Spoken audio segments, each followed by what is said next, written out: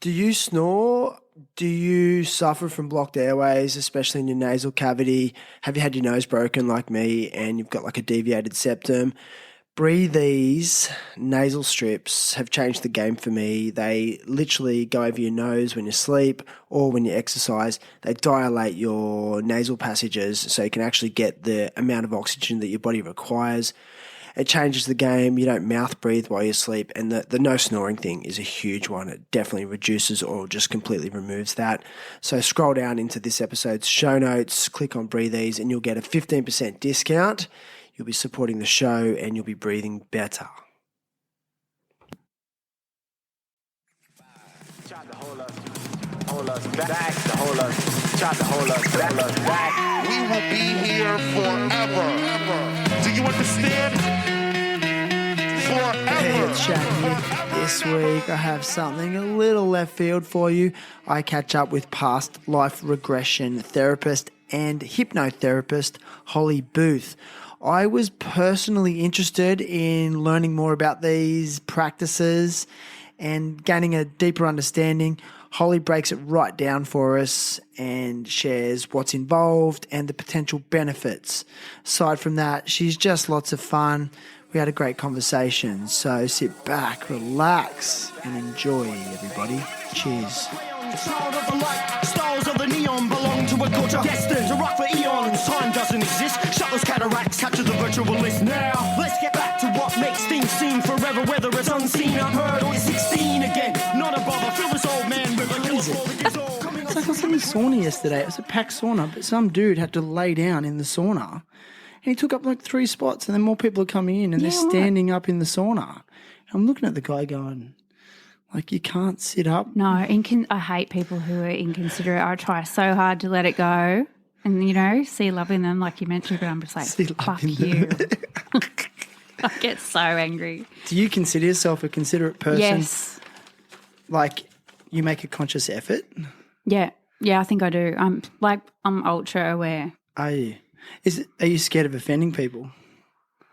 No, I don't know what that is. I might actually look into that.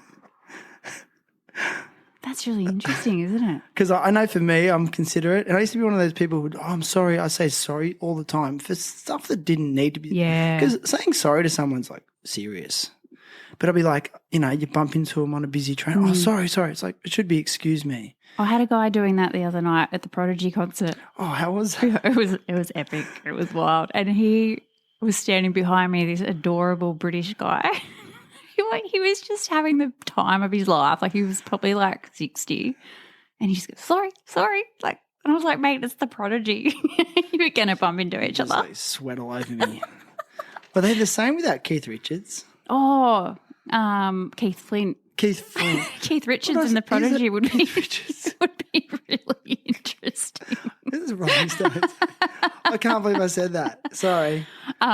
Keith Flint. Well, I think I said that the other night, Keith Richards. Yeah. Because I'm short. I couldn't really see what was going on. But my partner's really tall. And he's like, because I said, they didn't really do an ode to Keith or anything. Like, he's like, are you joking? It's like they had lasers and all this stuff going on where he would be. And I was like, I couldn't see that.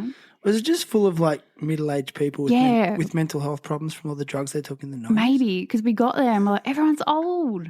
Like, this is so good. It's so good. Yes. What do you got against young people? I was just like, there's heaps less phones out. Yeah, less vape. Yeah, no, it was like one vapor. Vape. And everyone had their Vans on and their shin slinging shorts. And I was like, this is like being back in the 90s. This is really cool. And they're all considerate. They say sorry. They were. Most of them were. They know how to communicate. There was a photographer in front of me. There was a what, sorry? A photographer. Where? Standing right in front of me. Like a pro one? I think he was. I don't know. But I'm trying to find him. And he was like getting like shots of the band. Yeah. You must have had good seats. Oh, we were standing to the side. We did have a good spot. It's interesting. Yeah, it was a good gig. Anyway, so Hollie Booth, nice to have you on the show. Thank you. And for the listeners, tell us what you do, Hollie. Who are you? Hello, everybody. I'm a hypnotherapist. Interesting. More than that, I'm also a psychotherapist, energy healer, but Just call me a hypnotherapist. Okay, well, what sort of training do you have to do to become a hypnotherapist? I've got my diploma in clinical hypnotherapy and psychotherapy. And you have to be a registered hypnotherapist, you have to do a lot of up-to-date, supervision. I have a supervisor who I have to report to every month. You have to be kept in check. Training, get your hours up. Like accreditation? Yeah, like accreditation. Yeah. That's cool. I guess I want to get stuck straight into it. Like, can you and again, this is for my own personal learning as well as hopefully other people, can you define the term hypnotherapy? Like, what does it involve? I'm curious. Okay.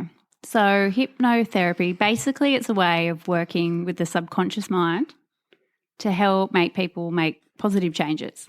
So it's safe, it's natural. It's similar to a guided meditation if you've ever done a guided meditation. Yep. So you're deeply relaxed and your mind becomes really open to suggestions and insights. People describe it like that feeling you might get before you fall asleep. Okay. It's that super relaxed, dreamy state. But, when you're in that state, as a hypnotherapist, I can put in some hypnotic suggestions in there that are going to be part of your thought process and can change your beliefs, can change. Change your wiring maybe? Yes, definitely. Yeah. Okay. That's what it's all about. So like breaking behaviour patterns. That is massive. Okay. That's interesting because I want to ask you then like why did you feel compelled to help people this way? What brought you to this? Well, I started doing energy healing in 2018 more formally. I was always doing it for fun, doing it for myself and for friends. And so I did my Reiki healer training and I was living in Vietnam at the time. So most of my clients were friends back in Australia and I was doing distance Reiki on them. And I was just mind blown that it actually worked. I didn't expect them to feel anything, but the feedback I was getting was amazing. So I opened up a business and started doing Reiki.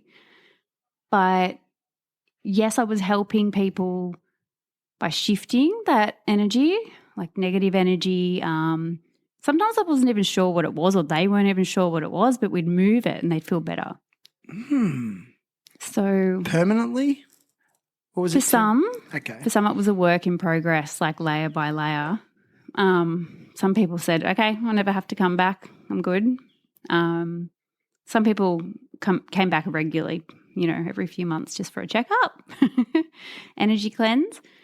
But the hypno side of things was like, how can I help them at a deeper level?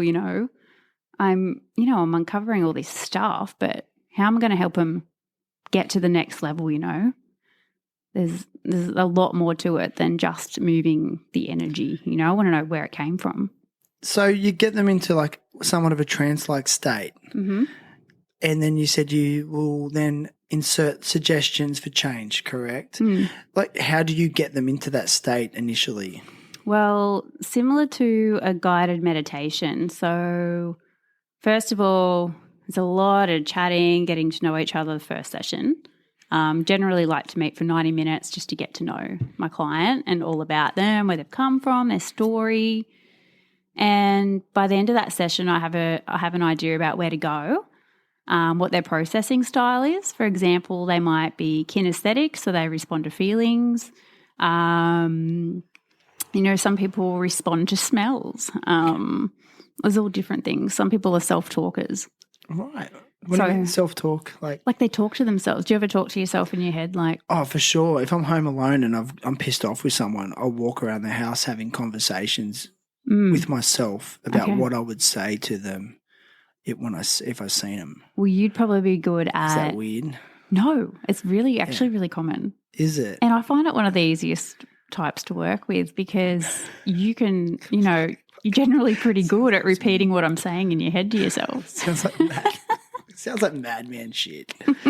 Especially, yeah. But then I see them, I'm like, hey. And so I think maybe that's, I do that so then I don't have conflict or say something I regret. maybe. Oh, I don't interesting. know. Well, that's interesting. Well, it's better to say it out loud in your own house. You know, if you're going to be aggressive. So like so you get them into a hypnotic, I guess that trance-like state. Mhm. Yeah. How is it different to say meditation? Probably because it's tailored especially for you to your processing style.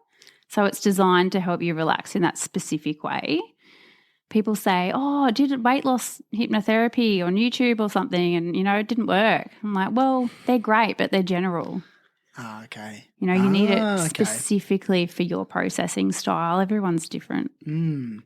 And what are the kind of things that people are coming to you with that they'd like some healing with through hypnotherapy? Well, you know, a common one is quit smoking. I was going to say addiction. Yeah. Smoking's definitely pretty popular. Right. And I love it because it's just done, you know. Like it actually works. Oh, it's like amazing. Really tangible. Oh, it's amazing. I love getting texts when people leave and they're like, yeah, done. I'm just done. Like I haven't smoked any darts today. Yeah. Of you. We get them to bring all their cigarettes and lighters, ashtrays, everything to the session. We chuck them out. Do you? Yeah. In front of them? Yeah.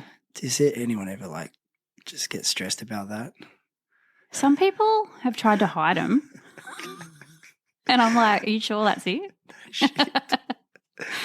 And I'm like, you know, tell me the truth. But they're not asleep when you do it. No, that's a misconception. However, but they're in that other space because the reason I ask you that is because I've had times sometimes like I'll sleep all through the night and then I'll fall asleep and then I'll wake up at say 3 a.m. and then I'll lay there like sort of half awake and then I'll fall asleep but not into a deep sleep, and every time that's when I'll have a bad dream. Oh, and it's really real, and I'm like, oh, interesting. I'd love to know the science behind it.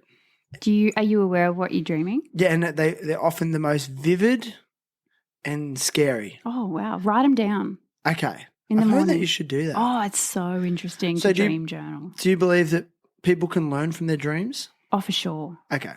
I guarantee if you write down those dreams, keep a journal next to your bed, and before you even think of anything else in the morning, roll over and just write down the main themes. You don't have to do it word for word.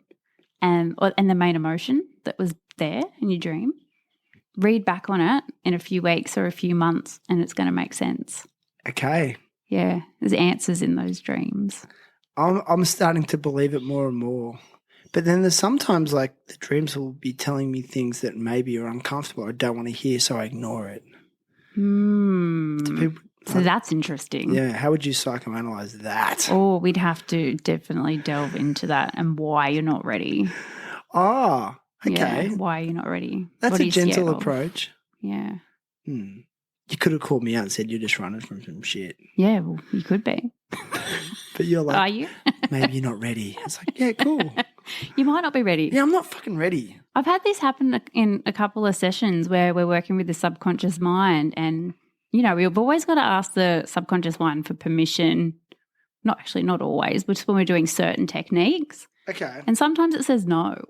Interesting. So if it says no, we're like, ooh, okay. You're not meant to go there yet. So we go another way. And then at the end, we discuss why perhaps it said no. And then we try again later, and it's usually a yes the next time. Sometimes it needs a bit of warming up. So you said like smoking's a common one. Yep. What about things like maybe anger management or anger issues? What about like childhood trauma? I mean, that term itself is thrown around a lot these days. I think most sessions go back to childhood eventually, especially if we're working together with more than one session. We go back to childhood all the time, you know, stuff that people just forget at a conscious level. And maybe, you know, they've just stored it away, but it's all there. Everything's in the subconscious mind. But when we do that, we definitely make sure it's safe. We don't get you to go back to a traumatic event and relive it. You know, you don't have to do that. We find the emotion and we go from there. Interesting. How do you reflect on your childhood? My childhood was pretty fun. It was awesome. We're at the beach, we're at the pool. We had it pretty good. Yeah? Yeah. brothers and sisters? Yeah, I got a sister, I got a brother. They're both younger. My brother's 6 years younger than me, so a bit of an age gap there. And good relationship with your parents? Yeah, my parents are awesome. Yeah. See, this is why I'm intrigued by you because over the years I've met people who are drawn to the healing space to become people who want to be of service and heal and help people because it's part of their own healing journey. And to hear you sort of say that, I was like, okay. Yes, I think it is often, and I'm so grateful that I've been to tons of workshops and trainings over the years, and I'm usually one of the only people there without like a sad story. My childhood was pretty much close to perfect, and yes, I haven't really got anything there to go back to. I'm so grateful for that, but I know that it's rare when I go to those workshops and trainings and meeting all these people with these crazy stories. But you don't feel like you want to try and identify with them, like make some shit up? It's funny. Sometimes I sit there going, like, what am I going to say? Like when it gets to my turn, what am I going to say? Yeah. And I haven't come up with anything good. I'm not going to make anything up. There's definitely things like during the teenage years I was a bit wild and lost and, I hated school and stuff, and I found school traumatic.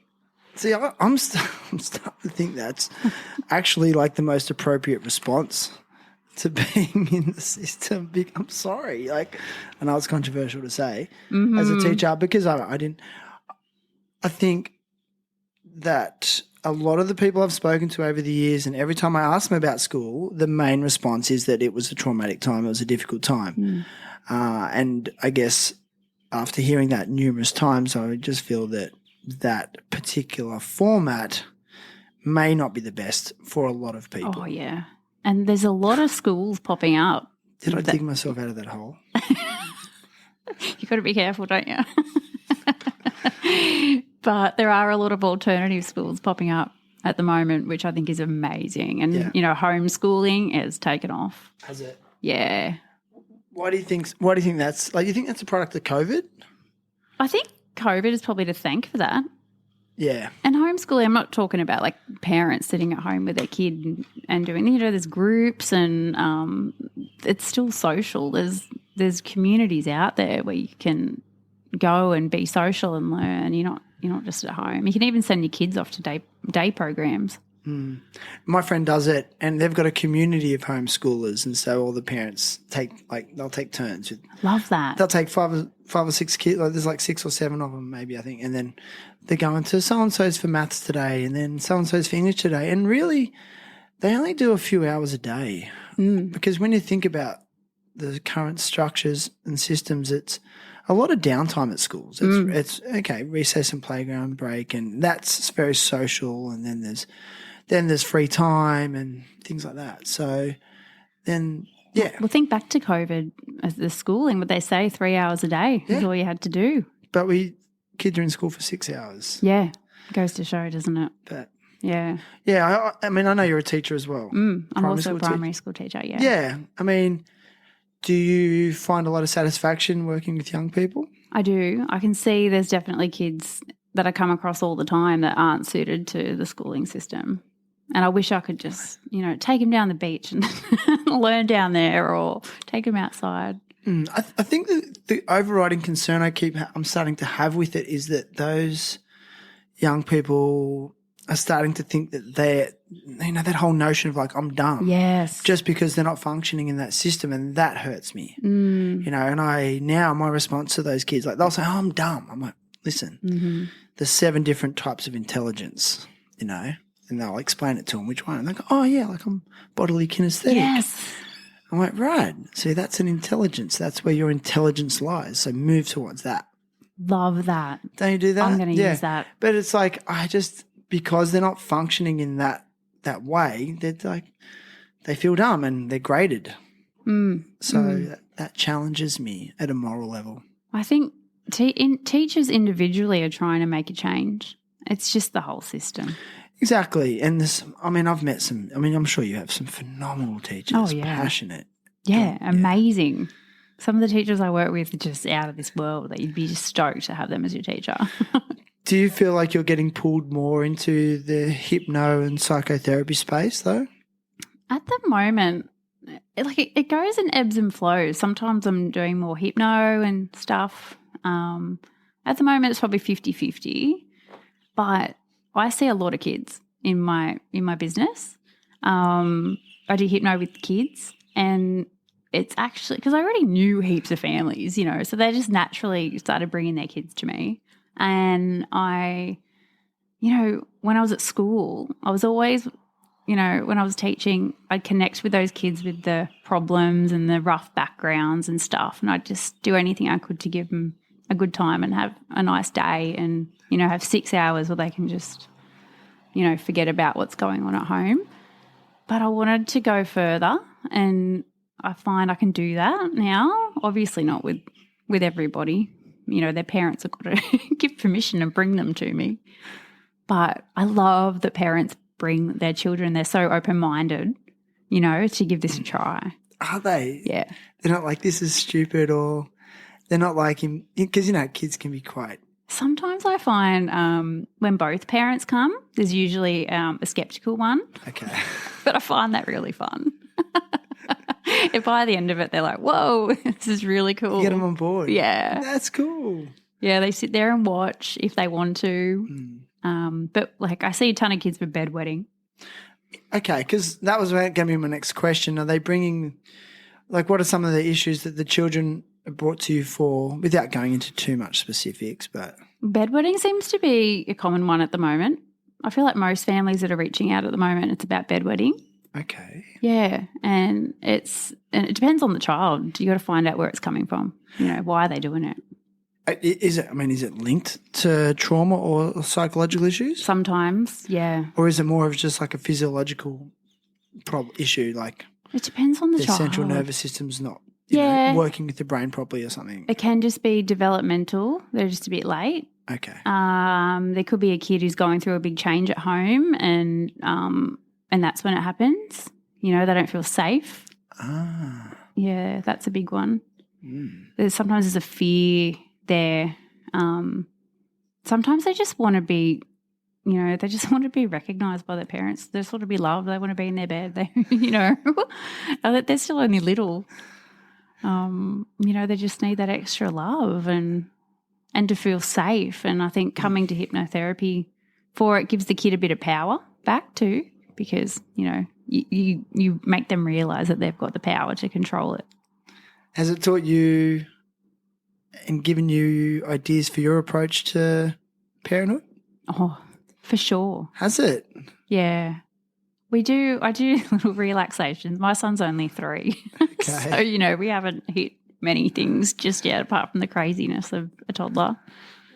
But, yeah, I like to keep him, I don't know, open-minded and try and I want him to watch me doing meditation and yoga and stuff and knowing that. Like normalise it? Yeah, just make it a way of life, and talking about your feelings. And when he's angry, I'm like, let's blow it out like a volcano. Where can you feel it in your body? And he'll be like, oh, it's in here, and point to his belly. I'm like, let's blow it out. And I don't know, just make him aware and show him that he can manage his emotions. That's really cool. I like it. So you said you had you reflect on your childhood years with fond memories generally. Let's talk about your teen years. What kind of student were you at high school? Oh, God, I was terrible. In what way? Well, it's funny, like we were talking about before, I'm not good at maths. I'm just not mathematically minded. Right. And I'd get sent out of maths all the time for talking in high school. And I was talking because I couldn't do it. I just found it really, and still, I don't mind teaching maths because I feel like I teach it in a way that kids, I don't know, I really break it down for those kids like me who are sitting there going, what on earth is this all about? And half the stuff we did at school with maths, we don't even need it. Yeah, that's a common one, right? Do you just feel like you go blank when you had to learn it? Yeah, and then I was distracted. Yeah. I remember leaving school one day and I'd made a lampshade in art, and I had a maths test coming up, and I put the lampshade on my head and just left. I walked home. with a lampshade on my head, Just so no one knew who I was. like as a not to be like not to stand out, but to hide. To hide, because I worked out that I was better off getting, what do you call it, the median score of the class if I just didn't do bailed. the test. Yeah. So I remember walking home with my friend, just going to put this on so they don't know it's me, and so I passed. I wouldn't have passed if I did the test. Right. Yeah. Because I know kids say it at school all the time, like, we're never going to need it. But to get them motivated, I say, like, it's not so much about the equations and what you're learning. It's about developing the problem-solving aspect of your brain. Yes, and I love that. Like, I try to sell it that way, the hard sell. Yeah, yeah. Or soft sell. I don't know what that is. I'm thinking of like Pythagoras' theorem and crap like that I'm like, oh, seriously, like I had no idea. I still don't really. I know. But that stuff actually helps on a construction site. Yes, and I tell kids that. You don't want to work on a construction site? I don't think I'd be that good on a construction site. But, I'd give it a go. But then these days, like the technology that's available, it is reducing the need, isn't it? But again, like I think problem solving as a soft skill is always going to be necessary in whatever you do. Yeah. So I don't know. I taught at a school overseas, and their whole curriculum was problem solving, inquiry-based learning. Okay. And it was amazing. I had these like 6-7-year-old kids solving these problems in their own way. They had to work it out themselves. And they were just coming up with these crazy ideas, and I don't know, I was like, this is amazing seeing kids think like this. It gave me faith again. It did. Yeah. Great. Yeah, for sure. Do you feel like attention spans are getting shorter? Oh, for sure. You've noticed that in your time as a teacher? Yeah, for sure. I noticed that. Yeah, when they're off their device, they get antsy, some of them. It happens to me sometimes too. Like, if I've got to be on my device for various reasons, then I get off and I'll have this moment of just like brain numb, and then I get agitated easy. Yes, I was talking to my son about this yesterday. I see it with my kids. Yeah, he's such a bad mood because I let you watch telly for an hour. Yeah. Let's get outside, get out in the dirt and you'll feel better again. And I see it in his face. It just changes. Yeah, they need a period of like post-TV or screen time just to like veg out. Just it's bizarre. Yeah. They just need to sit there blank for 10 minutes. Yeah, it really just, I don't know what it does, just zaps your brain. Yeah. I notice with my kids, and it's always after screen time, and then they fight. Yes. Yes, it does crazy stuff to kids. Does. So teen years, and then you transitioned into adulthood. How were your early 20s? Like, give me a I was at uni pretty late. I didn't start till I was 21. So I was a teacher, I think, when I was 24 or 25. So you went straight into education degree? Yeah. Oh no, I got a few funny jobs after school. Go, tell me one. Cartoon World.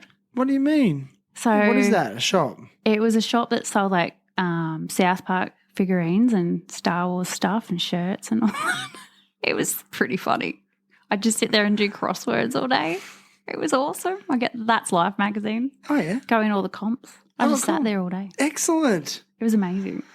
I know. Is that because you didn't know what you wanted to do with your life? I had no idea. And both my parents were teachers. So eventually it was just like, I don't know what to do. I guess I'll be a teacher. It's in your DNA. Yeah. I was like, that's why I did it. That's why I enrolled. I remember telling Mum I got into uni for teaching. She's just like, wow, I did not expect that. Right. Okay.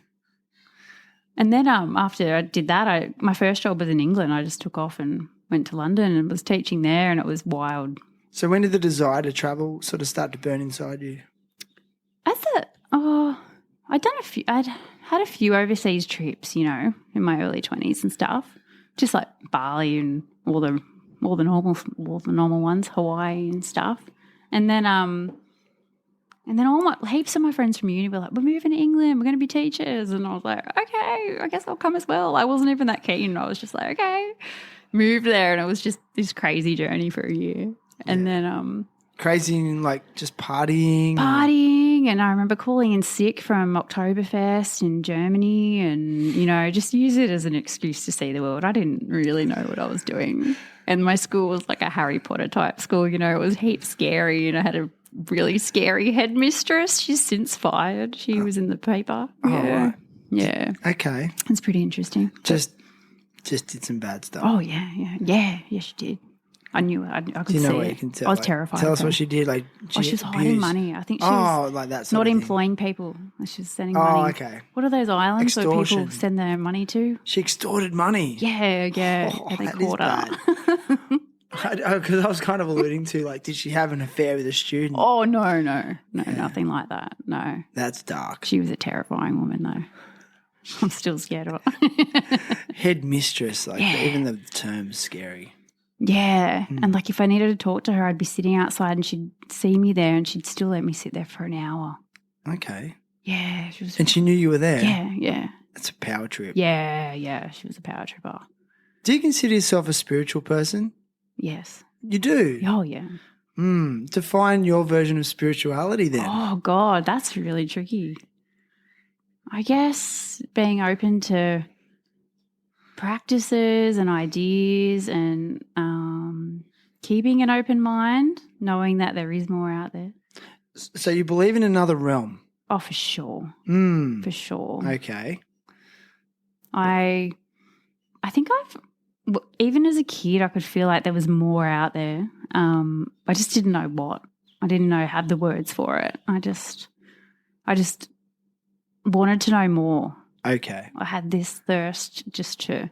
Like, when you say you wanted to know more, was it for you like an intuitive feeling that there is something else out there? Yeah. That's not of this world? Yeah, for sure. I just knew. But I was like, what is it?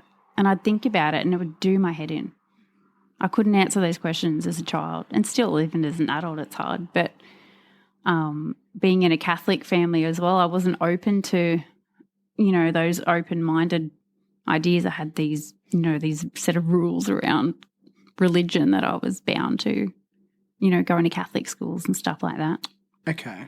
So it wasn't Would you really. say they were negative? Did it become like a negative association with? I think so. I definitely. With spirituality or religion, because I actually see the two separate. For sure. So was it negativity around that structure? The structure. And when I realised that, religion has so many rules. There's so many different religions with all these different rules, you don't need that, Like being spiritual could be like, nature is your God, or, the ocean, or looking at a pretty flower, or, Okay. You might be connecting with someone who's passed and feeling their presence. There's no rules to that. Okay. Yeah. I mean, I guess people have spent their whole life pondering this. So you're just finding like that approach, that mentality seems to bring you what? Comfort. Okay. I think comfort is the big one. And just Contentment? Yeah, contentment. I still want to know more. Like I'm just always like, after doing some really deep meditations, I just had these experiences that confirmed that there's more than just the physical plane. There's other stuff out there, there's definitely, there's other dimensions. You can feel it, you can hear it. Where was it taking you then on those deep meditations? Sometimes when I was meditating, I would feel myself leave my physical body for sure. And I got a bit addicted to it in a way. Like I just lived for that feeling. I just like, well, there I go. And I was just so light and free, and I'd just be somewhere else, just floating around with this beautiful feeling of bliss, like feeling of freedom. And especially in my 20s when I had time, I just lay on my lounge room floor for hours in that state. And then I'd really have to be like, okay, come on, Hollie, you got to come back now. And how would you feel when you came back to reality? Oh, dense. Dense? Yeah. Like heavy? Heavy, and just like, yeah, like here I am back in this world. Like bummed you were back? Yeah, for sure. Okay. Yes, and that's kind of how I've felt since I was a kid. Like I remember saying to my mum, I was just like, oh, getting born was, really hard. I didn't know what I was talking about. And I'm just like, it's really hard being here on earth. Why? I think all the, all the stuff that a human being's got to go through, like laws and rules and Dark. work and The world's a dark place. school There's a and- lot of darkness in the world. I'd I know much there's a lot rather- of light, Yeah. but it's very much an imperfect place. But we're here. you know. So when life does dish up gnarly stuff, bad stuff, like what's your go-to method for Okay. managing that? To sit with it Yeah. and work Or sit out. with work through it and find maybe respite from the suffering. Yeah, to sit and just ask your higher self. And when I say higher self, I mean soul, self, just say, what is going on? Why am I going through this? What have I got to learn out of this? And sometimes you don't get anything back. And I find that so frustrating and hard. You're like, come on, I want to figure it out. I'm open to figuring this out. Like, comes back to karma.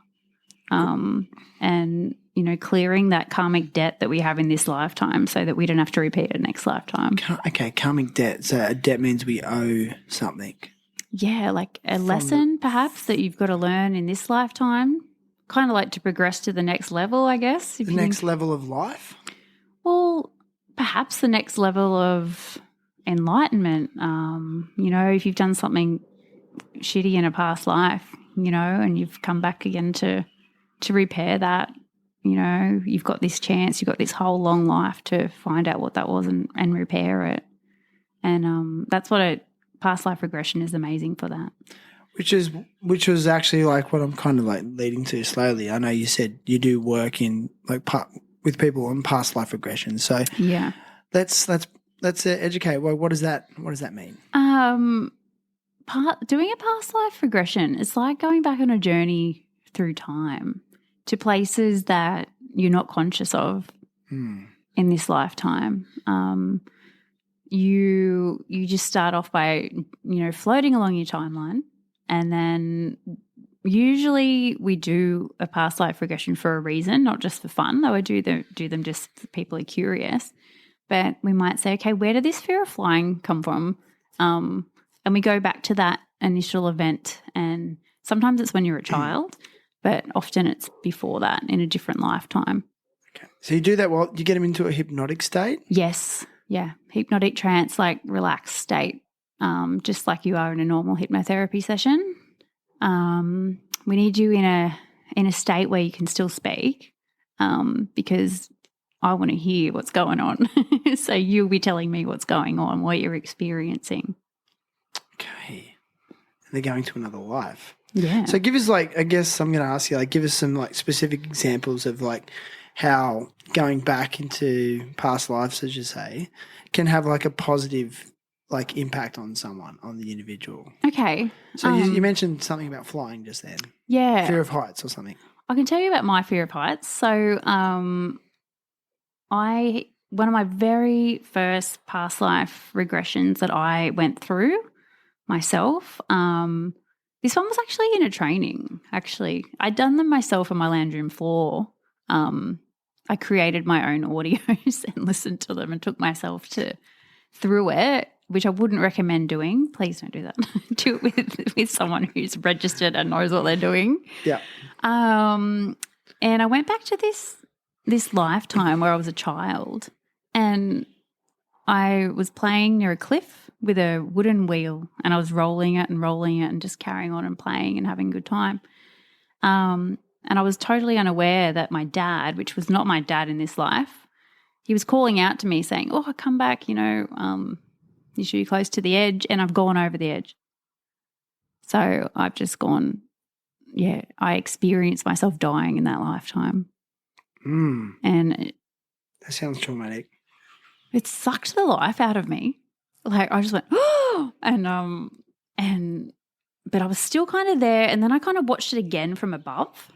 And that's when I noticed my dad calling out to me. And so I witnessed myself dying as a child in another life. And I could see my dad, and it was he was a man I didn't recognize. But just watching that, I was just like, oh, this is so sad. And anyway, back to this lifetime though, I had an experience when I was 6 years old at the Blue Mountains hiking with my family where Dad went to get a photo of me, and so I jumped up on this rock ledge for the photo, but I nearly fell off this enormous cliff when I was getting down because I was just a kid, and I just jumped off, and Dad just thought it was so bloody scary. And he still talks about it every now and then, because imagine that. But it's funny, once I had seen that experience, I can't explain it, which people often can't explain it, but my fear of heights is gone now. It hasn't really come up since I've done that. Interesting. Yeah, like I can go up a tall building now and I don't care. So you feel like you've healed that? Yeah, I've healed that. From a past life? Yeah. From just seeing that experience and watching that happen and, becoming aware of why I was having that fear, because I didn't know I was feeling scared of heights. I've got, no other reason. Yeah. It was really healing for me. Interesting. Because, I guess I'm curious as to why, that ideology is very much linked to, say, Hinduism or Buddhism, reincarnation, past lives. And then I find you interesting because you went to a Catholic school and grew up being taught about, that ideology. So why do you feel like an ideology like past life regression, which from what I gather is, I'm not saying it's Hinduism or Buddhism, is it? But it's kind of like maybe a Western spin on an Eastern philosophy. Definitely. What's a Western spin on an Eastern philosophy? Yeah. So I guess I'm just curious, why do you feel that ideology of multiple lives and reincarnation and karma and progressing, as you said, is more appealing to you personally? Does it feel more right? It feels like kind of like a fast track. Fast track to what though? Like to living a blissful life. Okay. Once you clear all your crap, you're free. So you feel like you'll be and this is sincere questioning, you feel like you'll progress to a high level of happiness? Perhaps. I mean, maybe you're there. You seem pretty happy. Yeah, I'm pretty happy. You went to the Prodigy the other day. Yeah. I'm pretty happy. Sweating all over each other. Yeah, it was great. Oh, that's a good time. Yeah, it was a good time. But do you know what I mean? Yeah, so it's like, when do you know you've hit that? Because the way I'm processing it is like, whether you're progressing in this, we're still in this same place that's not a nice place, that's beyond your control. It's like you probably won't know until you get to your next life. Once you get up and it's like game over and they're like, yay, well done, Hollie, you did it. You ticked off this. Oh, you've still got this one left to go. You're going back down. You're like, oh, crap, I don't want to go back down. That's what I mean. It's like snakes and ladders. What if you make a mistake and then you're like, you've got to go back to the start. You're going back to being like a worm in the dirt. Yes. Go on then. Yes, exactly. Start again. Exactly. I'm like, that scares me. Yeah, really? Yeah. Because I've learned very clearly through my flawed humanness and other people I know is that I'm likely to make mistakes. But so how do I amend that? I think that's just part of being a human, though, isn't it? But I mean, it feels like a pretty gnarly consequence. Like I'm going to go. I'm not trying to discredit it. Please, it's just more. I like these conversations because it's making me think of different avenues. Well, perhaps there's only one thing that you've come down here for. Maybe there's only one thing you've got to heal. You're going to go through all the human stuff, but find out what it is. What's your purpose here? Yeah. Why are you here? Go with your gut. Is it to help others? Perhaps like yours. Maybe it's sharing messages. Yeah. And that was what I noticed in the Hindu, because I lived in Bali for 2 years and I've traveled to Indonesia a lot. But when you actually live in Bali and you're surrounded by the Hindu culture and you're definitely not in the touristy areas, and I had a nanny and a housekeeper who were devout Hindus. They were almost at the point where if they didn't do an offering every day at the front of the house, it was like they were petrified Yeah, wow. of the karma, and then and also even things like we had a papaya tree in the backyard, and if it was too high, Wow. it meant the evil spirits could see us and they'd bring the evil spirits in. And so I started to realize over time and seeing like how much fear they were living in of the spiritual Wow. realm. And I'm with you. I definitely believe there is a spiritual realm. Mm. And it's become more apparent as I get older. Mm. So, yeah, I'm definitely not discrediting it. I am just curious as to, you seem like someone who's having a lot of, benefit from it. Mm. Well, that's just one example. There's so many different reasons how it could be helpful. Maybe you can't give up like smoking or something. Yeah. And that going to do a past life regression can be really helpful for that, to be like, okay, this isn't working. Can this stem from something bigger? What is it? Gotcha. And then we go back and find that root cause. So you will, when you do a past life regression, your feet will touch the ground in that moment. That can teach you something. Just this one little moment that, even if it's in childhood, you might have forgotten that, because sometimes it's not a big deal at the time. Yeah, right. But it can set you off. Because we use the same technique for a past life regression as we do for a childhood regression. Right. And so your subconscious mind will just tell us where we've got to go. Yeah. I agree. Like there's a lot of behaviors that people just can't explain about themselves. Yes, and that's why it's so good. If you've got something going on, you're like, I don't get why this is happening. Why have I got this anger issue, or why have I got this physical problem that I've been everywhere and I can't figure it out. Perhaps it is from something that's stored in your subconscious mind. Yeah, but yeah, like I definitely like the idea of hypnotherapy though. I'm very curious about like getting into that trance-like state. Because do you find I find this with myself, like my mind is so busy. Yes. And then I think that busyness and those 1,000 thoughts that are going through my brain per minute has blocked a lot of healing, because it's protecting me and trying to avoid uncomfortable things. Yeah, so that conscious mind. I'm personally curious about the hypnotherapy. Yeah, so. The conscious mind, it can be so harsh.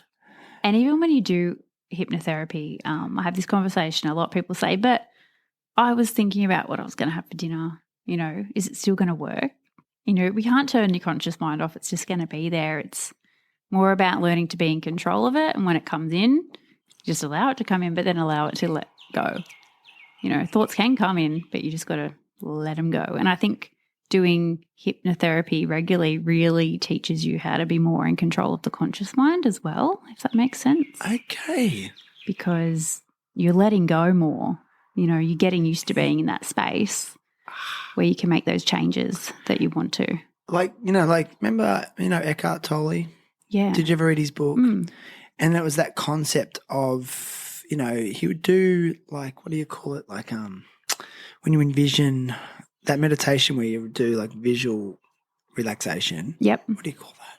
Guided meditation. Yeah, just a guided meditation. But effectively it's like imagining that you're hovering over your mind and that you're observing the thoughts. Yes. And you're not of the thoughts. Yes. It's like, wow. And that actually helped. it helped millions of people, that concept. And it's so simple. And I think he explained it. And I think a lot of other philosophies have tried to explain it, but the way he did it was just, it kind of hit. Mm-hmm.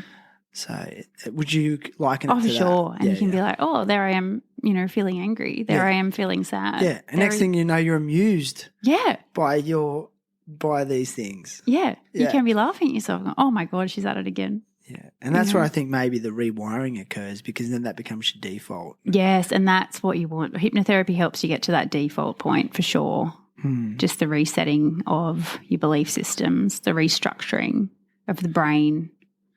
I'm glad you brought up the stuff about smoking, because people who battle with substance issues or addiction issues, it's like kind of close to my heart, because I know how painful, life ruining it can be, and also just hard to break.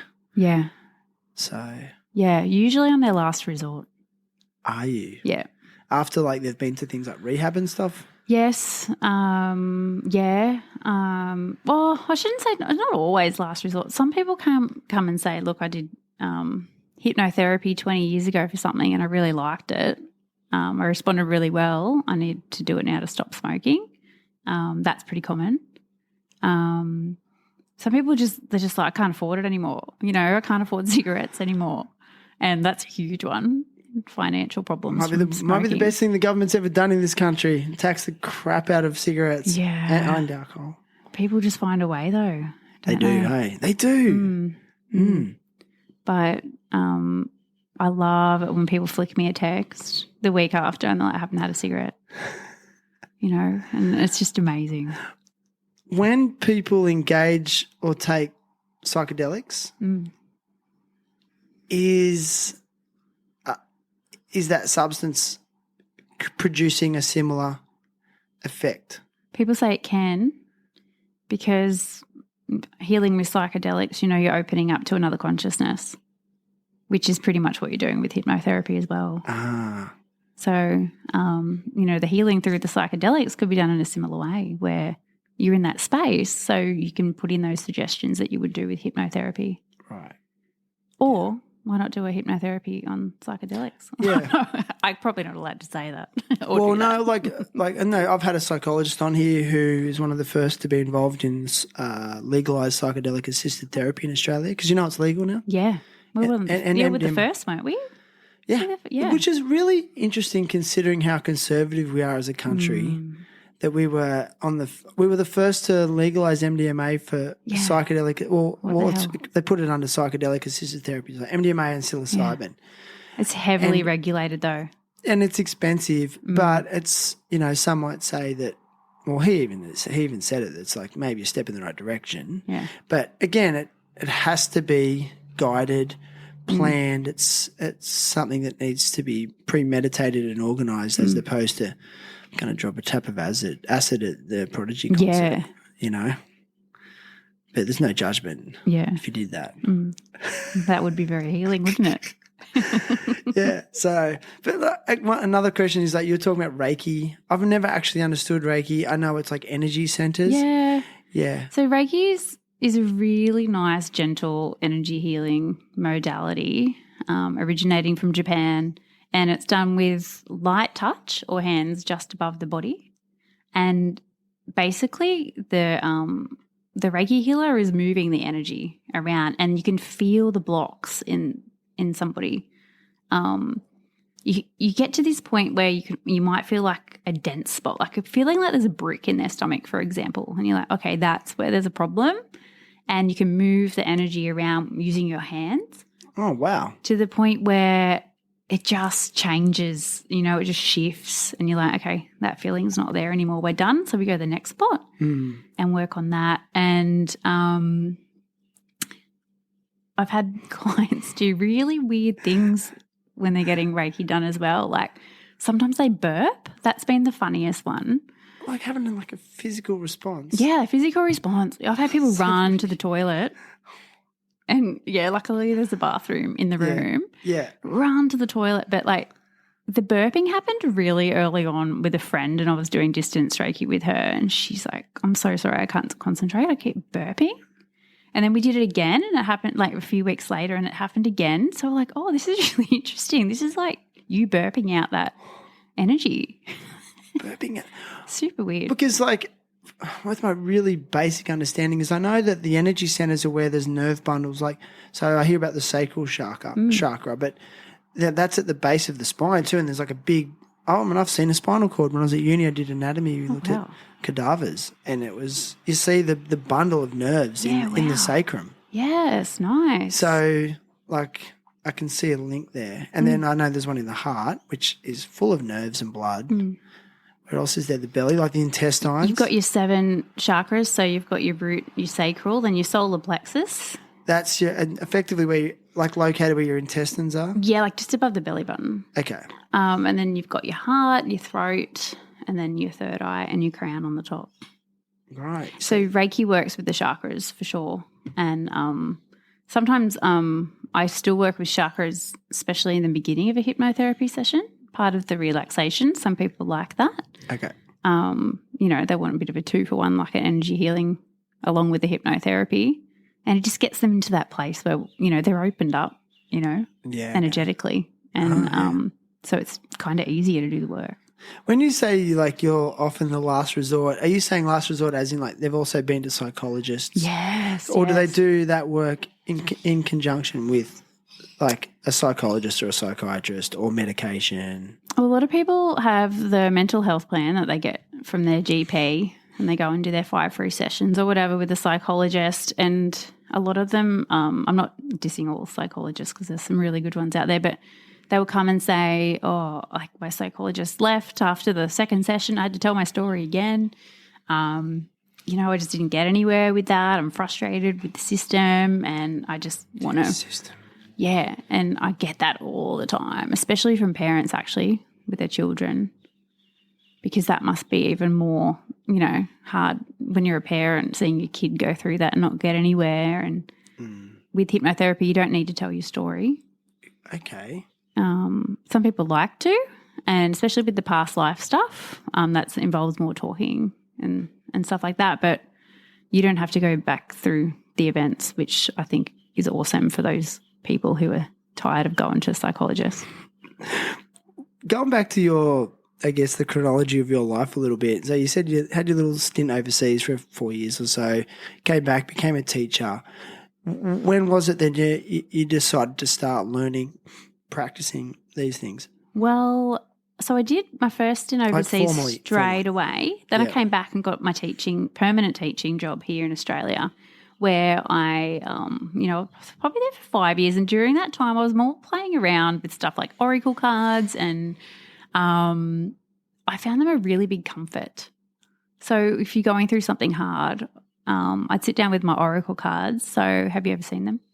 Like a packet. Are they similar to tarot cards? Yeah, they look like tarot cards. You can even use tarot cards. Okay. And I just shuffle them and I get my message for the day, and it was so accurate. It was always like, whoa, I needed to hear that. That's amazing. And then I'd start doing cards for friends, and they were blown away at how accurate they were as well. But was it always comfortable? No, sometimes you get a card and you'd be like, oh, what's that about? And I'd always leave it on my dining table in the morning, and you get home in the afternoon and you'd be like, oh, shit, that's what that's about.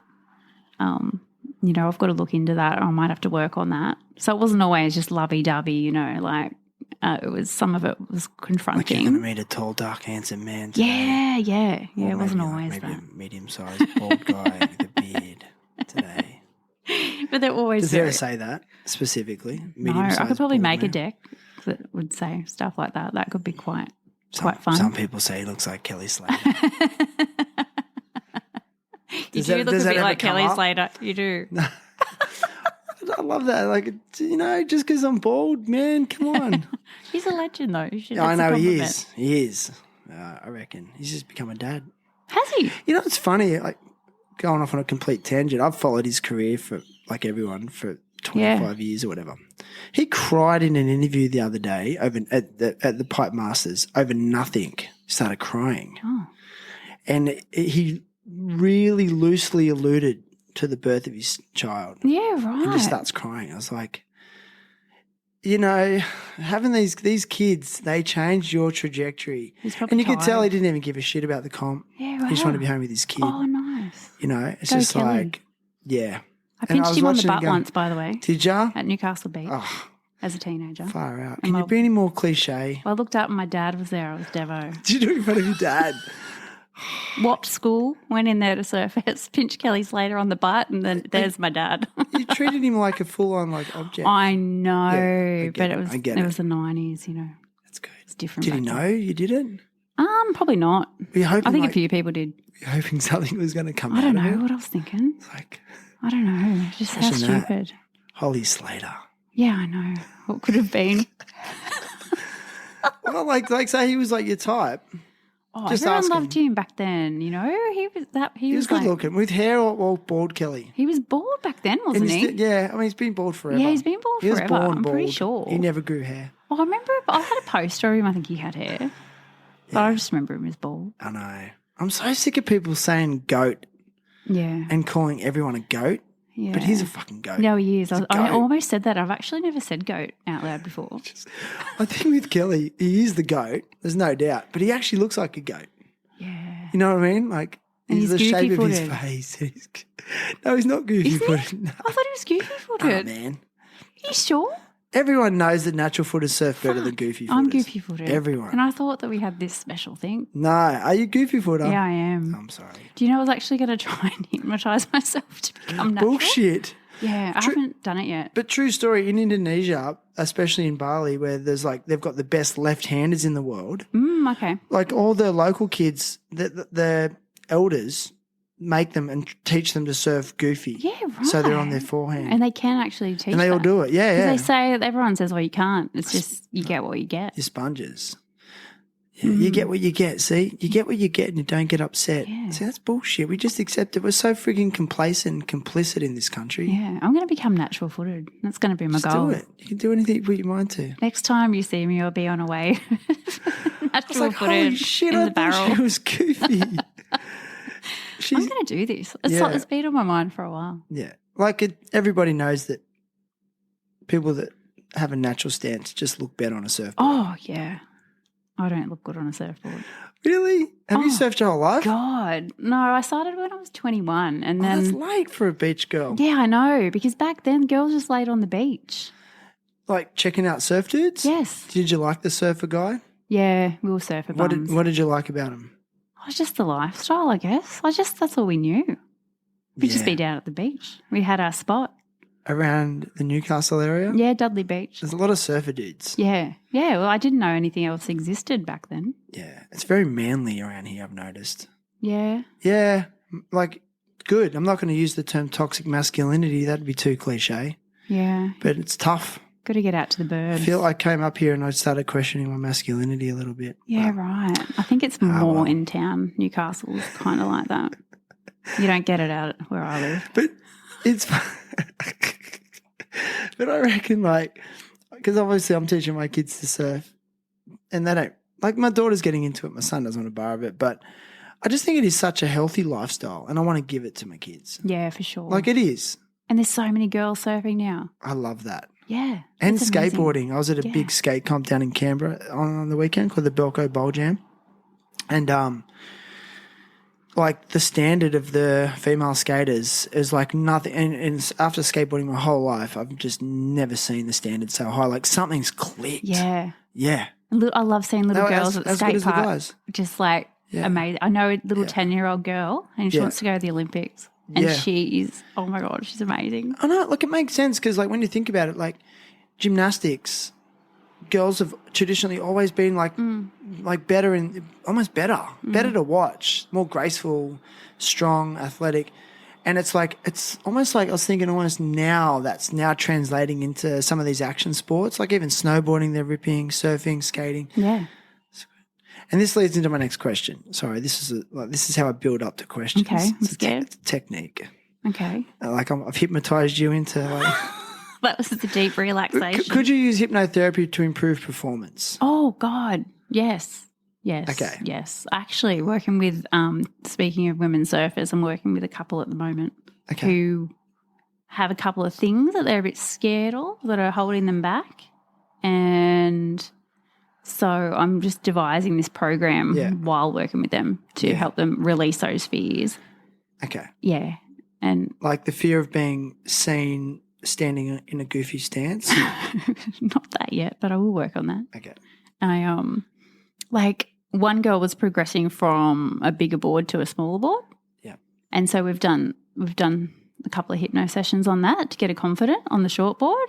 And yeah, she's pretty stoked. Okay. She's just been surfing somewhere overseas and So you think hypnotherapy could help with like athletic or running, golf, skating. Golf, yeah. Anything. Like if there's one little trick, what do I do? I had someone in for skating. I'm booking in. A couple of weeks ago.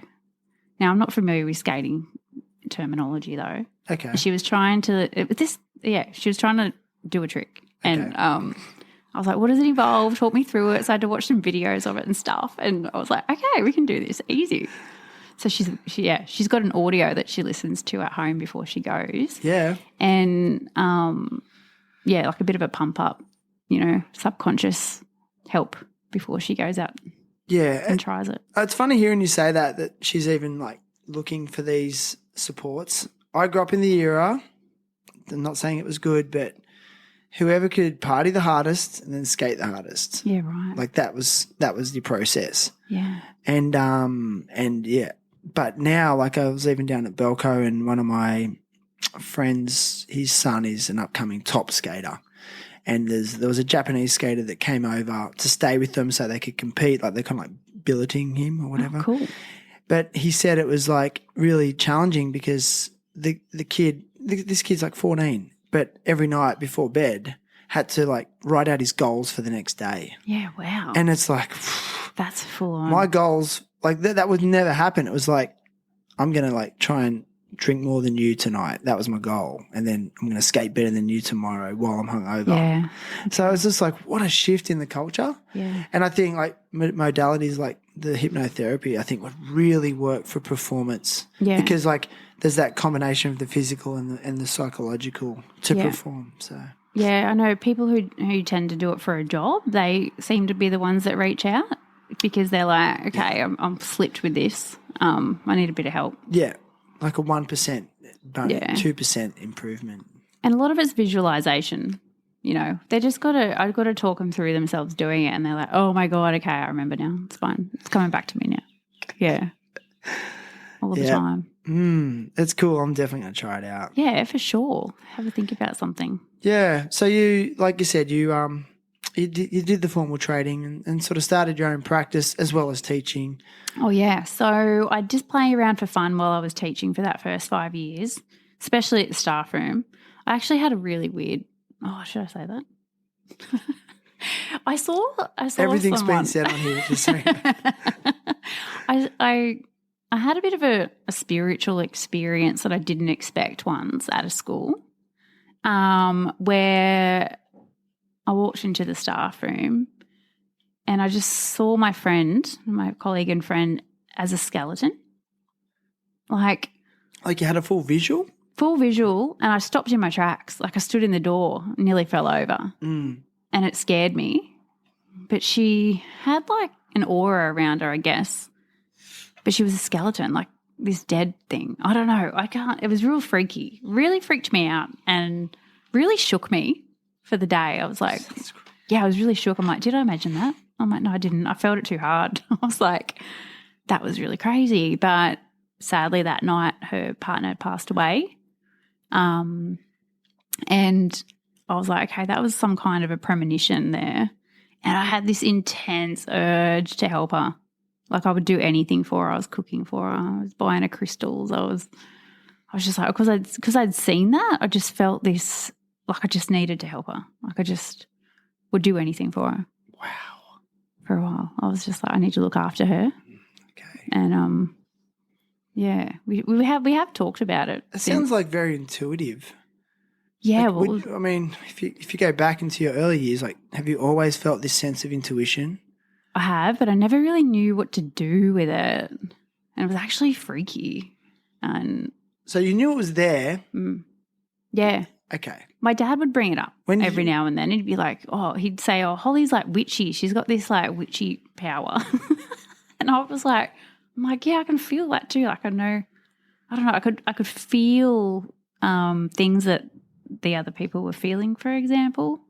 Or if they were sick, I could feel it, or if they're going to get sick, I'd feel that.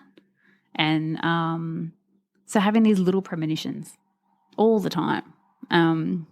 But that example that I just told you, that was a pretty big one. That was a pretty hectic one. When did you start choosing to listen to it? Do you remember? Probably when I was around 30. Oh, no, it must have been older. I was living in Vietnam anyway. I took a teaching job over there. And the year before that, I was living in Dubai, actually, and I had heaps of free time because it was 50 degrees. I didn't want to go outside, and I was there for a year and a half. So I'd meditate a lot. And having that time with myself, I was like, okay, this is actually really amazing, these experiences. So Then I moved to Vietnam, did the Reiki training, and then that's when I started my business through the distance Reiki. And then eventually I did a ton of workshops, ton of training over there because it was quite transient where people would call in and do a really cool workshop before they'd move to another country. And so then when I came back to Australia, I got a job as a meditation teacher, as well as the primary teaching. And at college, I was doing meditation and mindfulness courses as well. And it was just amazing. I was helping people finally, formally. And it felt so good. And that felt good, being of service to so others. good. Like all I want to do is just show them the way from everything that I've learned, everything that I've discovered, just show them the way. It's very much being of service to others. Yeah, for sure. I think that's a little life hack. Yeah. Well, it's not a little life hack. It's a pretty obvious one. Like I've learned that too when you put the needs of others ahead of your own. It's, I guess indirectly you benefit from it. So it's a win-win, because it's where the good feelings are. And I'm addicted to the good feelings. I want to get them in the most pure way. Yeah. Yeah, and it is. It's like a high. Like I drive home, and where I live, I have to drive home over a bridge and I always have the windows down because I want to just let go of all the energy of the day from everyone that I've helped. But it just feels so good. You're just like, holy crap. Like they're going to wake up tomorrow feeling heaps better just because of that hour that we spent together today. Yeah. And then when they don't feel good again, they can just... I see a lot of people regularly. Some people have just got a ton of stuff to work on. Yeah. But if they're aware of it, they do get there. Like is it more like a practice than a cure? I think so. Yeah, I like that, actually. I don't want people to think of it as a cure. No. To say, I'm going to go to this hypnotherapy session and I'm going to be fine. That's not a realistic way of looking at it. You got to be open, and you got to be open to taking accountability as well. And not just saying, okay, it's just the hypno that's going to help me. You've got to do those conscious practices as well. Like with smoking, for example, you've got to chuck out your ashtray. You got to chuck out your lighters, you've got to do the work as well. Yeah, you do. I guess you would. I mean, I've never been a smoker, thank God, but I've had my issues with other things.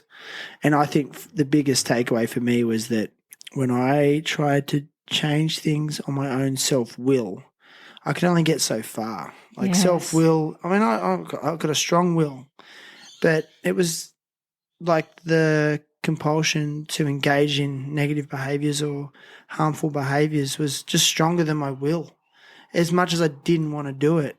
So rewiring that takes time and effort, right? Yeah, well, it's easy just to go back to what you know. Well, not rewiring it. Look, I'm going to share my experience. And it was to sort of like surrender my will to something else, to a higher power of my own understanding. And that's something I really like about the AA program, is that it's less polarizing than, say, the potential dogma that is put forward by religions.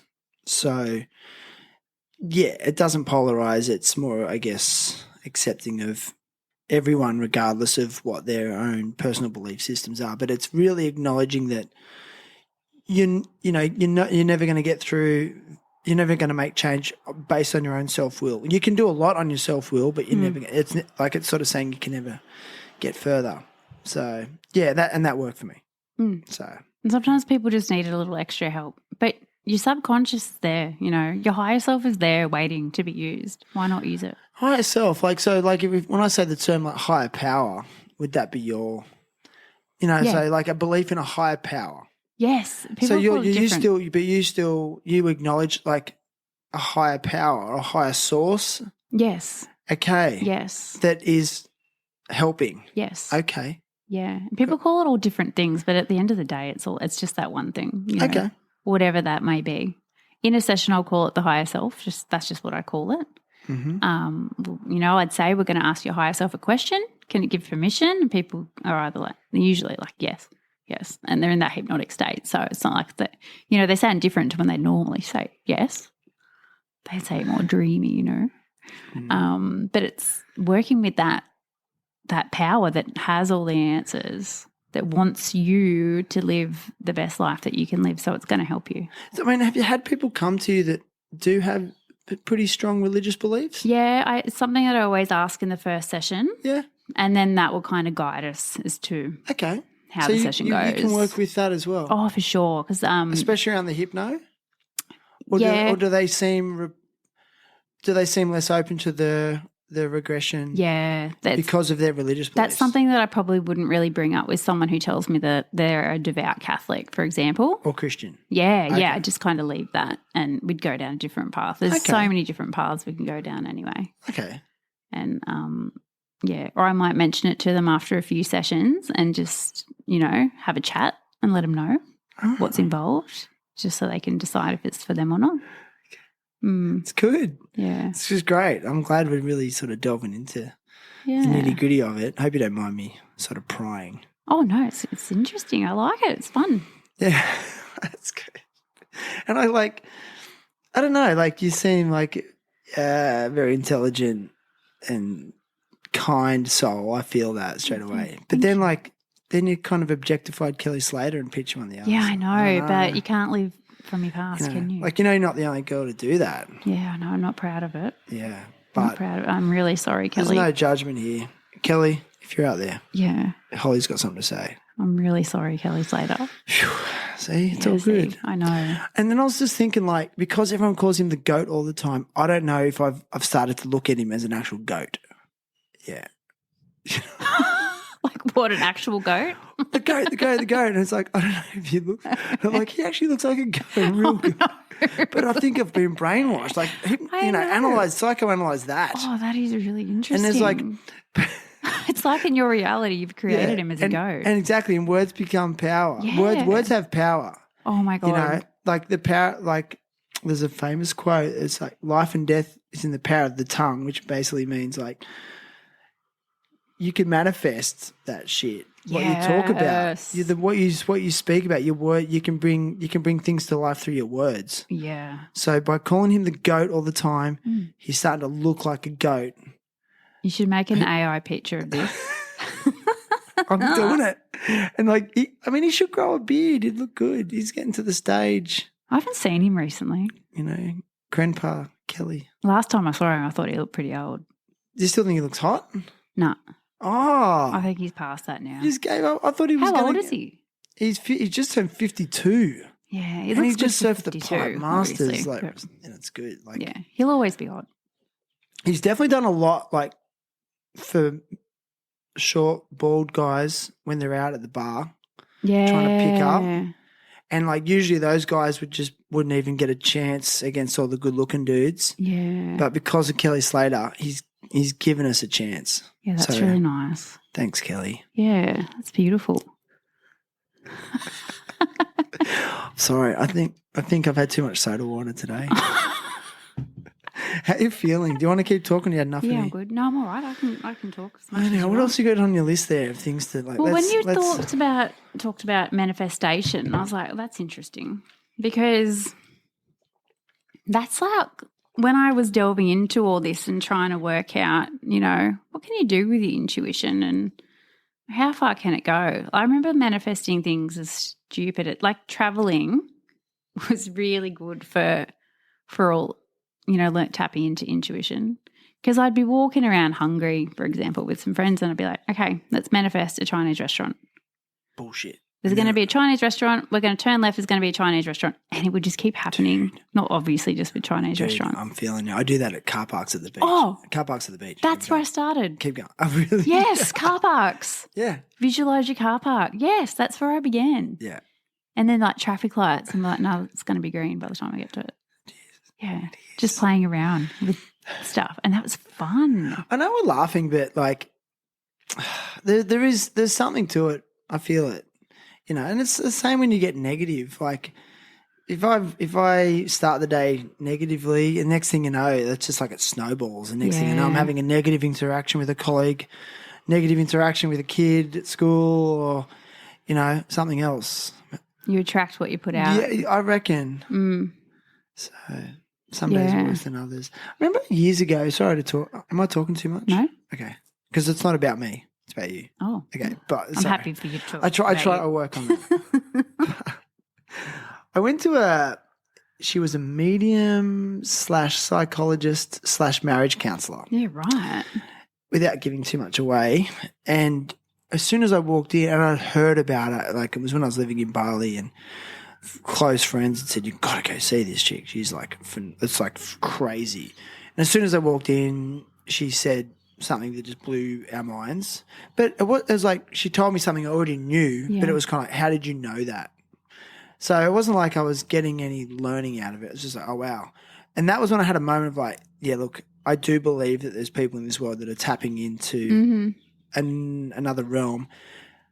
And I won't lie, I question if they're tapping into a dark realm or a good realm, but that's my belief. And I don't, that's just, I'm not allowed to have that, right? But anyway, she said throughout the conversation, she said, you know, you've got what I've got. I went, what do you mean? She's like, you've got like, you're intuitive, you can read things and know things. You just, the reason you've got so much going on in your head is, and you haven't harnessed it yet. Oh, yeah. And it really kind of shook me because, you know, if I'm going to be super vulnerable, like my whole life, I just have felt very sensitive to the energy of others in positive and negative ways. Like really, like people can either really uplift me by their energy, or like I guess the thing that can't be described. Yes. Some call it aura, whatever. But then conversely, like I can feel really heavy and just like take on. And I had an experience. I did a class recently. I won't say what kind of class it is because I don't want to give this person away. It was in the physical sort of realm, and the girl who was conducting the class, I just, like you said that story about you seeing the skeleton, I just looked at her and I just had this vision. Like I had this vision of her father leaving her and her mother not talking to her. You know, and I could just see it, like the actual scenario, like as I'm doing what she's instructing us to do, I could literally see the scenario, and I'm just like, this is gnarly. Yes. Like I don't know what to do with this. Am I just tripping? And then I look at her, and then I kept looking at her face, and she's smiling and happy, but I could see it like a deep sadness. Yes, that's it. Is that what you get? That's it. Sorry, is that too weird? I don't care. No. I don't give a fuck if it's weird. That's I'm at the such a good stage of example. just not caring anymore about this is what happened. Yeah, that's totally it. Okay. Yeah. So that's the kind of thing that happens to you. Yeah, yep, for sure. And like I remember, having a chat with friends one night. We're having a few drinks. This is going back years and years ago, and a friend was having a hard time, and I started speaking, but it wasn't me speaking. It was like an old lady's voice, and I said to her, "Everything is going to be okay." And and I felt this coldness in my body as I said it, and everyone stopped. And they're like, "Who is that?" And we were like, "Wow." I don't know. Anyway, her life is absolutely amazing now and everything is okay. That's just another little example. But what you said, that's like, it's like you look at someone and you just know their story. Yeah, and I will clarify, I didn't know, I'd never seen this girl before in my life. Yeah. So, but it's not the first time. Sometimes I don't know what to do. I've gotten better at it. Say if you see something like that, you're like, should I talk to them about it? Should I tell them? Right. And I guess it's like, I don't know. Like if I saw that somebody was going to have an accident or something, I don't think I'd be able to stop myself from saying, hey, you can think I'm crazy if you want, but I saw this, just be careful. I know like a lot of psychic mediums, if they see something, they're not allowed to say anything legally. And that kind of sucks. Yeah, but it's a tricky one, right? But I guess everyone's on their own journey, and again, it depends on where you stand with things. Like, okay, the past life regression stuff, for me, I see it as karmic and reincarnation, whereas then there's the other side of that ideology of we're born, we live, we die, we're judged, and potentially go to an eternal place. We go to an eternal place, whether that's good or bad, based on how you've lived in this one life and this one physical life. So I guess it really comes down to where you stand. So, yeah, I don't know. Yeah, you can't. Sometimes you just can't explain it.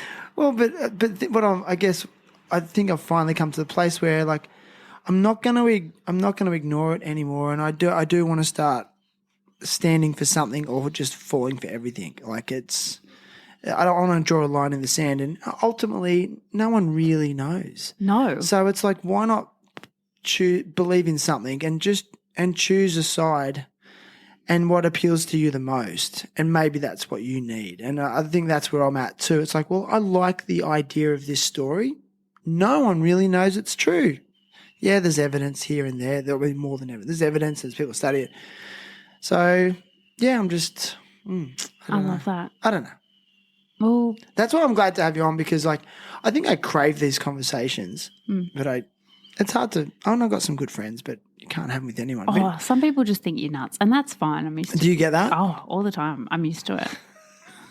I get the feeling you don't give a shit. No, I don't give a shit at all. No, I'm well beyond that now. Like, what's the constant? Like, what's the criticism? Like, some people just don't know what to say. Like, if I tell them an experience, sometimes I don't say anything at all. They're just like, wow, she's nuts. I can tell, by their face.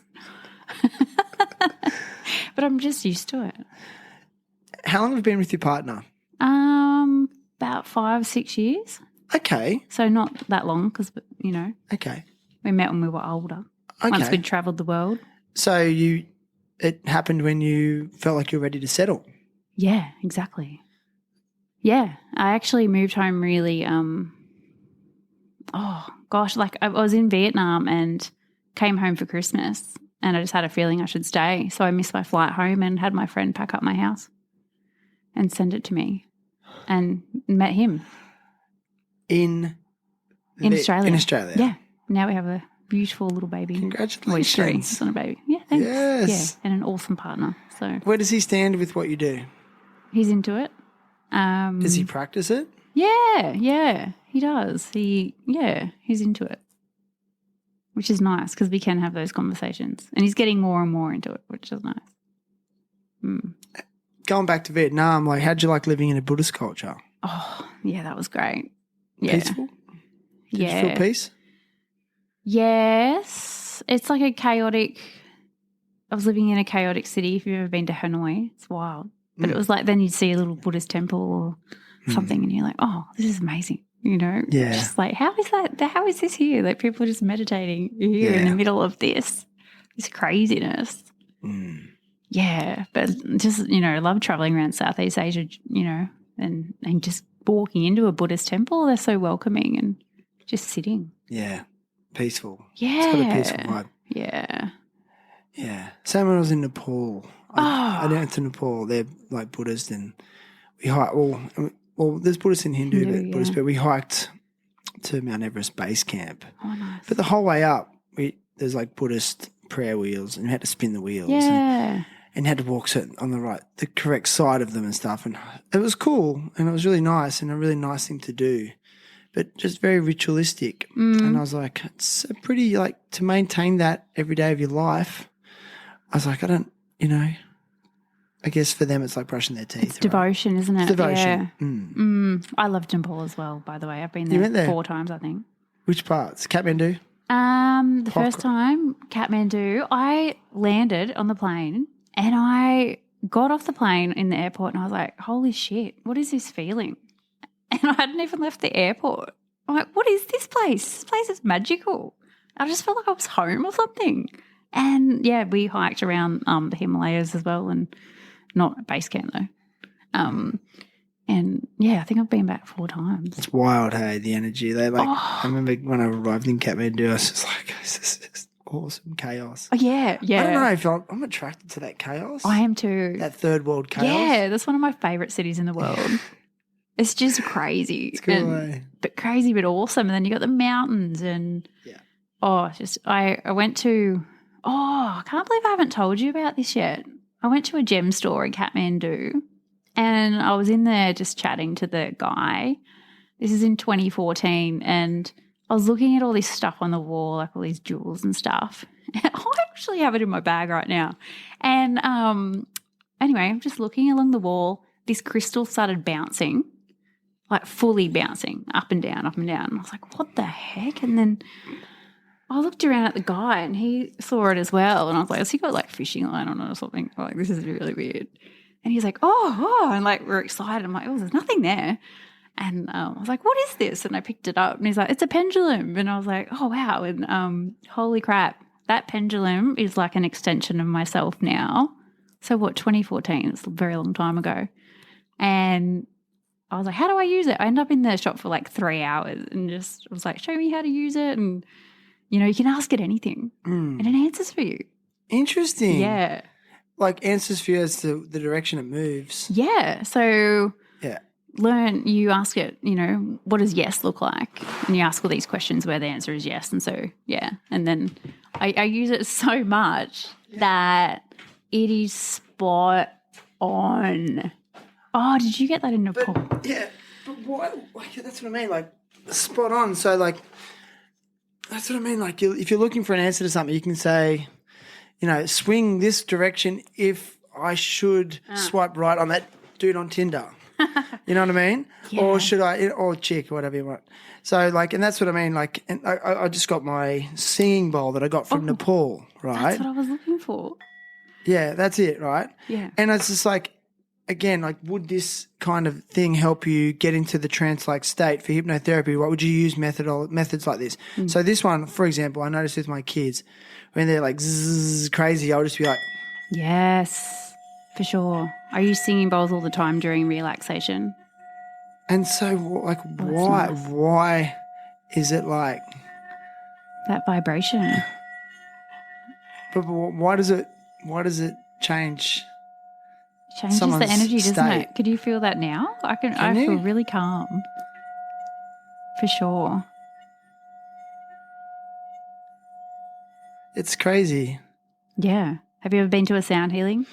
I've been to it. Well, I worked at a place in Bali called the Green School, man, and it was just this like dichotomy of just like the community was. It's an international private school, and every wealthy energy healer, yogi, sent their kids there, Yeah, and then none of the mothers worked, so they would just like hang out, and then at lunchtime they'd do things for the teachers, like do a gong bath. Have you ever done that? Wow. Do you know what a gong bath? Oh, I have. I've definitely Like gong yes. bath, sound healing, Yes. just to keep us all It was chilled. really cool. Yeah. Because all their kids are just like spoiled little brats. But anyway, let's not talk about that. I don't care.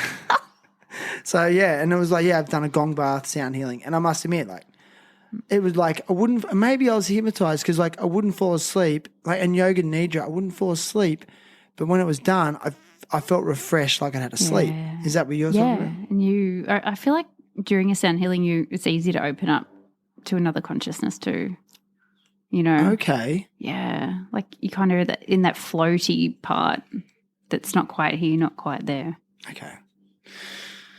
This is pretty good. Interesting. This is interesting. But look It's at this. different. This Okay, what is thing. this? What is this? I'm holding in my hand. I think you would describe it as a fugly crystal. It is the ugliest pendulum you've ever seen. It's held together with blue tack because it's pretty old. And then when I just pulled it out of the bag, oh shit! The bottom of it, I forgot it's not attached, so it hasn't been attached for years. All right. So I can super glue it on, but I've used this pendulum at so many workshops and I use it all the time Okay. for work. Yeah. But I'm used to it being fugly. I don't Can we care. use it now? Yeah. Can we do this now? Yeah, Like, can you do it to me? Yes. Now, when you got to craft a question pretty well. Oh. You know, the word be should specific. doesn't work. Yeah, like Okay. Like not should I No. should hate I get the a word chicken should. burger for dinner? Don't like no. You could say, is it for my highest good to have a chicken burger for dinner? Oh, okay. It is. Do you want to know that? Yeah. Well, no. No. I'm trying to go that low carb diet. Let me think of a good question. Do I have to ask it verbally, or can I keep it in my head? Well, I should ask it. Oh, you can do both. Okay. Hang on, we need to just ask the pendulum if it's going to cooperate first, which sounds crazy. Okay, go. But we're just going to say, do you give permission to answer some questions for Shan? And that's a yes. That's a yes. It's going back and forth. Did you rock that? Yeah, I knew you were going to say that. But you got to be a bit skeptical. Okay. And then if I say, am I wearing a red dress? See? No. So wait, if it goes forward and backwards, it's a yes. Yep. If it goes in circles, it's a no. Yeah. And if it does nothing, it just means your question's a bit stupid, yeah. Shit. Or you're not meant to know the answer. Because you can't, some things you just aren't meant to know. Like Some things I don't want to know. Yeah. Some things need to be a surprise. I'm struggling to think of a good question. Because you're kind of meeting me at a time in my life when I'm actually it's the most inner contentment I've had ever. Next time I see you, I'll give you a pendulum. Yeah. I don't know. I don't pocket. have anything. I'm sorry. No. And it's funny. I've been told I ask good questions, but I can't think of one. It's hard being put on the spot. But I found I started using it for fun, especially when friends were pregnant. Hold it up again, if you don't mind. Look at it. It's so ugly. And when friends were pregnant, I would put the pendulum over their belly to find out the sex of the baby. Really? It has been accurate 100% of the time. Yeah, bullshit. For sure. If you call any of them. 100% of the time. For sure. All the old staff. And before the ultrasound. Oh, yeah. And they've waited till they've had it and then it came out and then right. I was always so excited to hear that it was right. Not I was right, that the pendulum was right. But I mean, yeah. But it's really fun, yeah. Okay. And even like just stupid questions. Like there was a few years where I just relied on it for everything. Yeah. I probably used it too much is why it looks like this. Yeah. But people are like, you're going to get a more beautiful pendulum because I run pendulum workshops on how to use it. Is that right? Okay. Well, then I whip this out and I think people are just like, wow, that's ugly. Why doesn't she just buy a new one? But I don't want a new one. This one's super spot on. Yeah. I mean, I guess I just had a thought like, do you carry a burden of responsibility to your clients when they're looking for some genuine answers? Like, let's say it's something heavy like, am I going to get part through my cancer? Do you get stuff like that? Or I probably there's wouldn't a do terminal that. illness. Would you say, look, I'm not going to go there? No, I wouldn't do that. Okay. Yeah. All right. No. And even with things just like life path questions are really common. And the path can change too down the track. It's like when you go to a psychic, like we were talking about before, they tell you something and, it could be true if you're staying on that same track, that same path, but something might happen in your life that sends you off on another path. Interesting. And it's just like, no, I'm going the other way. Where it would have been true if you stayed on that trajectory. Okay. In a sense. But it feels like you've gone with the flow of life, followed your heart, like you're saying, like just packing up your house and all my best decisions have been on the spot, like spontaneous. Yeah. Yeah. See, I've always gravitated towards security, but I know why now. Yeah. Yeah, because I had an unsettled childhood. Ah. In very unsafe, very uncertain childhood, very financially uncertain and unstable, inconsistent, and never was really comfortable where I was living. I always felt scared there for various reasons. Not that, and I don't actually, if my mum, just want to shout out to my mum. Like it wasn't anything my mother did. My mother was amazing, but for other reasons. And so now it's like we'll talk about the work situation. It's like I don't want to work this job, but it's like I will suffer for the for financial security. Yeah, Even and it's delusional. Sometimes it's not even real. It's like you are financially secure, but my mind will say I'm not. Yeah, for sure. And then it's just being able to trust that you're going to be supported and okay with following your heart can be really bloody hard to take that jump, and especially being a parent, Yeah. Like it was way more easy to do these spontaneous decisions when I was by myself because what are the consequences, Yeah. But when you've got a kid, you're like, well, I've got to think about this a bit more. Is it for the highest good of both of us? You've got to ask all of us. But that question right there, is this for the higher good of me or both of us? That's a regular question in your mind? Yeah, In every decision you're making? Yeah, is it for my – yeah. For example, the other day I was like, oh, should I take on this job? And I was like, look, this job's only going to be offered to me if it's for my highest good. And I threw that out there, so now I know if it is offered to me, it's for my highest good. And if it's not, then I can be at peace with that. And I like to do that with all the big stuff. I love that. It's harder than it sounds sometimes. I know, but this is where you're a unique gem in our society. Like, most people taking that safe route. Yeah. Yes. They're not, and even for fear of not like ridicule, social ridicule, judgment. Yeah. That bothered me in the beginning. Okay. Because like not everyone's, and there's still people in my family even that I think they're just like my partner's dad all the time like, so what do you do again? It's, some people just find a hard time, getting their heads around something that's different. Do you divulge it to everyone, or do you just default to like, oh, I'm a teacher? It depends who. I usually say I'm a hypnotherapist. So you're happy to, okay, there's no. And the reactions are usually pretty positive. Yeah. I don't know if it's because of where I am and stuff, where I go. Yeah. People may be more open-minded. But from what I'm seeing, people are becoming more able to take risks and follow their dreams. I feel like people are like, it's the way out of, break free. I think there's a strong desire there. But it is, it's hard because, especially here in Australia. Oh, for sure. Because it's expensive. It's so expensive. Mm-hmm. So everyone seems to have a fallback.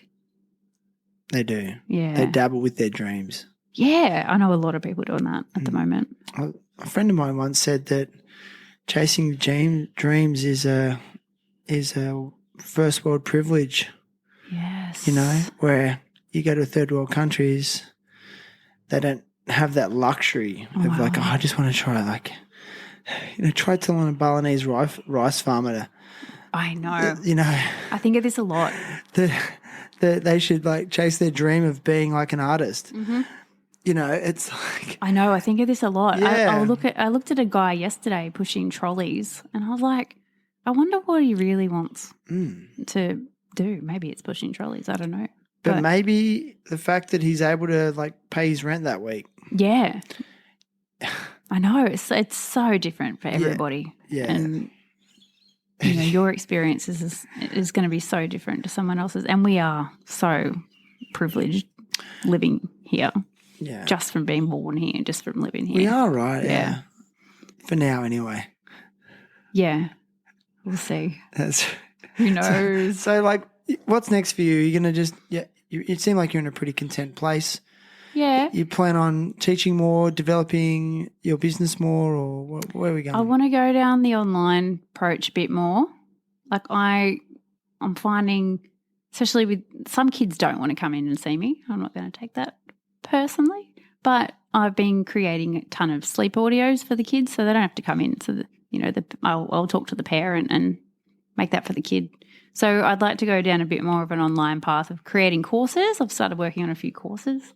One is how to use the pendulum. Because I teach that in real life and it's popular. So, yeah, it's just having that time to sit. I don't like sitting on the computer and creating. You don't like it? No. You want to be like in the nitty-gritty. Yeah. With people. Yeah, I do like being with people. Do you feel like your practice is getting more refined? Like you just said then, like, this is popular, so I'm going to start developing that more. Yeah, it is. And then, it just depends. Like people come to me for all different stuff. Like no day is the same. Awesome. Which is really cool. I love that. Oh, I love it. I love hearing people's stories when they come in. Just like, wow, this is so exciting. That's so cool. Yeah. That's how I want to live. I want to live like I want every day. I want to wake up every day and just be excited. Like, what's today going to hold? Yeah. And I have periods in my life like that. But when I'm grinding out the 9 to 5, I just it's soul destroying. Well, it is, and I think we talked about that on the phone the other night. But then I'm like torn between.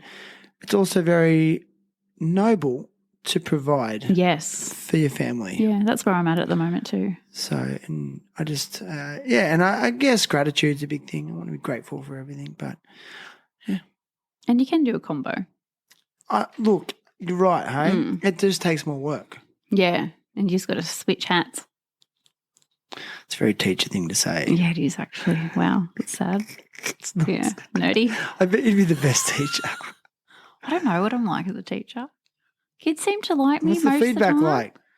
Oh, I had one kid who hated me Haven't been once. reported. Hated me. I don't know why. We just didn't get along. Like I said to you, yeah, he just, well, I guess sometimes they just don't like your personality. Like, I mean, yeah. He had it in for me. But I haven't really had anyone else like that. Most of them are just awesome kids. Like, they're just nice. They are. And I just love having a chat. So do I. Yeah. Yeah, I really was thinking that this week. Like, I really genuinely enjoy being in front of the class. Yeah, I do. They're fun. I do. I just really struggle with, and I don't even mind programming or planning lessons. I like all that too. Just some of the other paperwork stuff that comes along with it. It was draining my The soul. meetings. If you haven't noticed, I have trouble hiding my emotions. So I lose my mind in some of those meetings. If I have to see another PowerPoint, Oh, I know. It's so painful. Yeah, no. like death by PowerPoint, it's a real thing. I think there's a new rule has come out for teachers, though, about meetings. Yeah, they Less have. time. They have reduced them. They Yeah. also reduced the mandatory training, and they also gave more planning time. Like, so staff development days, just like 2 days this year at the start of the year of just do whatever you How want. nice is that? Just go and plan your shit. Yeah. Yeah, my teacher friends were loving that. It only took like 20 years for that to get pushed through. Changes Yes. are happening. Just hurry it up. It's progress, not perfection, right? We want them to change it before they lose all the good teachers. It's too late. They've lost us. Yeah. I know we're still in it. Yeah. We're in it, but we're not half in of it. We're not of it. We've got 1 foot in, 1 foot in Yeah. order, 1 foot in chaos. That's us. Yeah, that's exactly right, isn't it? Are we done? Yeah, I think we're done. You sure? Yeah, I could talk all night. Really? Yeah, don't do That's that. the wrong outro. What a new outro. Well, Hollie Booth, been a pleasure. Oh, thanks, Shan. It was lovely. to And meet you. yeah, if you're out there, go and check out Hollie's website. It's in this episode's show notes. And yeah, thanks very much. Thanks, guys. See ya.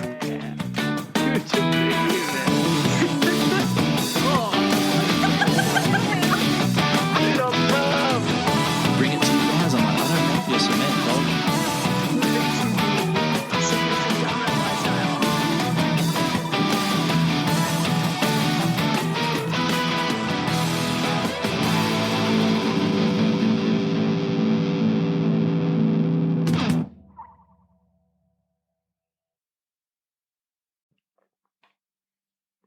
Do you want to reduce your levels of anxiety? Do you want to sleep better? I highly recommend using CBD oil products. I've been using them for years and it has done so much for me. It just feels like it's bringing my central nervous system down. It really helps me reset if I'm going through a period of like high stress or anxiety. It allows me to get some good quality sleep. There's no psychoactive ingredients. I've been working with Crush Organics for years now and I can definitely stand by the quality of their product. If you scroll down into this episode's show notes, you will see a link there. Click on that, you'll get an automatic 40% off. You'll be supporting THT. Alternatively, you can use code THT at checkout and that will also give you the 40% discount. So get onto that CBD oil.